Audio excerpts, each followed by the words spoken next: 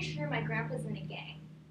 This one time we were walking through the grocery store, and this big biker dude comes up, and he's got this whole leather jacket and the tattoo sleeves and the weird beaded beard thing, kind of like Jack Sparrow, except on a fat old guy. And then he gives my grandpa the "I'm too cool for a handshake" head bob. Ironically, my grandpa's name is Bob. My grandpa, he turns to him and he just goes, "Dennis." Apparently, they met at the DMV when my grandpa was getting a license for his motorized scooter. Bob Bellinger, my grandpa, is a very influential person in my life. Pretty soon here, you're going to learn all about his past, some of his favorite things, his quirks, and what he really means to me. My grandpa grew up in Iowa. He spent a lot of his time with his aunt on her farm with her bajillion-and-one cats. When he was 20, he married my grandma, Shard, and they had 2 kids, my mom and my Aunt Cindy.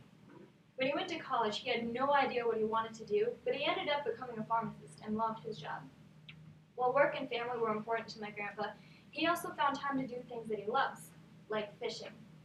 Like a lot of people in Minnesota, my grandpa spends a lot of time up at his cabin, fishing for whatever he can find. He's always talking to his friends about the best places to go that day or different bobbers that he can use. My grandpa also likes to read. He reads the newspaper every morning, and his favorite books are Dan Brown books. He's always giving me recommendations so that we can talk about them when I go visit him. He also likes watching the news, all the time. Anytime we're there, he's got the channels memorized, so anytime one of his shows ends, he changes the channel and a new one is just starting. And if all else fails, he watches the weather. While my grandpa likes listening to people drone on and on and on, he also likes talking. We could be standing in line at the grocery store, and he'll make 3 new friends in under 5 minutes. He knows all of the waitresses at his local Village Inn by name, and he greets them. "Hey, Patty, how's the dog doing? Cheryl, how are the wedding plans going?" My grandpa also likes to text me and my cousins and my sisters 24/7. Him and my grandma place bets to see which grandchild will answer back fastest. It's usually a tie between me, my cousin Tyler, and my little sister Carly. One time we went on a cruise, and he was talking to the old lady that had a room down the hall from us. We're pretty sure she ended up having a crush on my grandpa because she started stalking us throughout the boat. It was really, really creepy.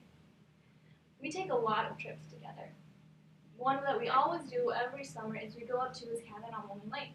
We spend the time hanging out at the beach, playing cards, and, of course, fishing.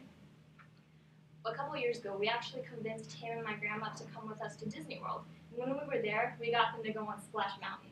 While we were waiting for them to come off, we kept hearing people whispering about the 2 very sick and very scared-looking people coming out of Splash Mountain. My grandpa's pretty adventurous. He's always convincing me to do the exact same thing and go meet people just like he does. Every time he comes to visit, he greets me with a, "Hey, Nicole, so who are your friends these days? Who do you stay with at lunch? What's your boyfriend's name?" And if I don't have a name to give him, he'll give me a deadline. Otherwise, he threatens to come to school with me. But knowing my grandpa, he'd do it.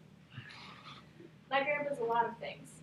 He's a husband, he's a father, he was a pharmacist. He's a chatty old man that nobody can help but like. He's always convincing me to break out of my shell and meet new people the exact same way he does. I'm glad I don't have to face what this world has to offer without him cheering for me on the sidelines.